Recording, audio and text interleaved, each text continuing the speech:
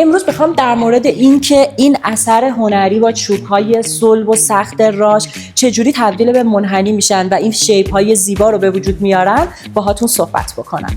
من صبیرا نوروزی هستم، معمار و طراح داخلی و مدیر مؤسس برند ساور که مبلمان‌های روز دنیا و در واقع آرت‌های مبلمان روز دنیا رو توی شوروم ساور واقع در نیاوران موجود داریم و یکی از کارهای خیلی خیلی پرطرفدارمون این کارهای والچ هستش که طراح این کار طراح ایرلندی به نام آقای جوزف والچ هستش و می‌بینید که به چه زیبایی ما این کار رو توی شوروممون موجود داریم. امروز میخوام بگم این چوب‌های صلب و سخت چجوری تبدیل به یک اثر هنری میشن.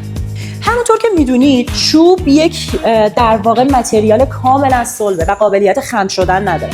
این چوب ها برای اینکه به صورت یک تیکه تبدیل به این اثر هنری زیبا بشن باید توی فضای بخار قرار بگیرن و چوب‌های راش خیلی قابلیت خوبی روی این مسئله دارن. اون بخار هم باید یه شرایط خیلی خاصی داشته باشه برای اجرا شدن و بعد توی قالب‌های آماده‌ای که از قبل آماده شده قرار بگیرن. خیلی از این چوب‌ها طی پروسه‌ای که در واقع تولید داره انجام میشه از بین میرن و قابل استفاده نیستن و یکی از دلایلی که شاید این کار حدوداً 2 ماه زمان میبره تا بهتون تحویل داده بشه همین مسئله است. این کار یه کار در واقع سری کاری و به تعداد بالا بشه تولید باشه نیست واقعا و اگر میخواید این اثر هنری رو توی منزلتون داشته باشید حتما باید زمان کافی رو داشته باشید.